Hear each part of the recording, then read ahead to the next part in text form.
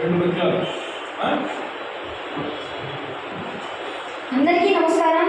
నా పేరు యశ్వంత్ కుమార్. నేను శ్రీమాటి సిజిఆర్ ఆంగ్ల మధ్య పాఠశాలలో 9వ తరగతి చదువుతున్నాను.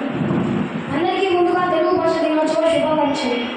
నేను ఇప్పుడు గజేంద్ర మోక్షం నుండి గజేంద్రుడు విష్ణుమూర్తిని ప్రార్థించే విధానం చెప్పబోతున్నాను. ఓ కమలాక్ష యో వరదయో ప్రతిపక్ష విపక్ష దూర ప్రియో కవియోగి వద్య ఓ శరణాగత మరాలోక ఓ మునీశ్వర మనోమననావే కరుణింపవే తలపవే శరణాగతి నన్ను భావవే. నేను ఇప్పుడు తెలుగు ప్రదేశం నుండి స్వాతంత్ర దేవుడి నుంచి ఒక పద్యం చెప్పబోతున్నాను. స్వేచ్ఛపై ఒడిగినది రాజవీరుల చరిత్రలన్నీ నీకు చదవలేదు. ముగుసు కోటి కబులు నిలువతే వారిన ఫలితమేమి కలదు తెలుగు బిడ్డ. మనము స్వాతంత్ర దేవుడి గురించి చదువుతుంటే సమయాన్ని మర్చిపోతాం. సమయం అంటే చాలా విలువైనది. ఎందుకంటే గంట కాలము గడిచిన గతమునందు గతము గతమే కానది ఎట్లు కలిసినాదు.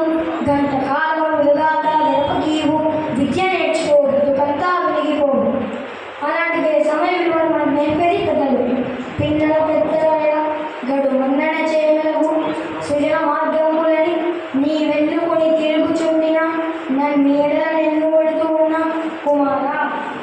మన తెలుగు భాషలో ప్రక్రియలు అనేది గొప్పది. అందులో అవధాన ప్రక్రియ. ఒకరోజు మాణికుల నాగమణి శర్మ గారికి రూపుదేనా మస్తానా ప్యారమేనా దీవానా అన్న పదాలతో రాముని వర్ణించమని ఇస్తాడు. అప్పుడు నీలాప్ర రూపదే రామ సమస్తానం శుభం కళ తత్తత ప్యారమే రామే నదీవానంద వర్ధన. నీలాప్ర రూపదే రామాలో రూపదేరా సమస్తానం శుభం కళలో మస్తాన తత్తత ప్యారమే రామేలో ప్యారమేరా నదీవానందలో దీవానం అని ఎంతో గొప్పగా వివరించారు. నాకు ఈ అవకాశం ఇచ్చినందుకు పెద్దలకు నమస్కారం. ఎందుకంటే అందరూ చక్కగా మాట్లాడగలరు. చూడండి ఎంత ప్రతిభావంతులు. 4వ క్లాస్ 4వ తరగతి నుంచి 9వ తరగతి విద్యార్థులు తెలుగు భాషను ఎంత స్పష్టంగా పలుకుతున్నారు. ఎందుకంటే చాలామంది అక్షరం పలకలేదు. అక్షరము లక్ష పలకలేదు. లక్ష చదువుకున్న వాళ్ళు పలికిన వాళ్ళు కూడా. ఎందుకంటే భాష సౌష్ఠవం. తెలుగు భాష చాలా తీయని చాలా మధురమైన భాష. ఆ భాషను ఎట్లా పలికితే అట్లా పలికితేనే దాని మాధుర్యం.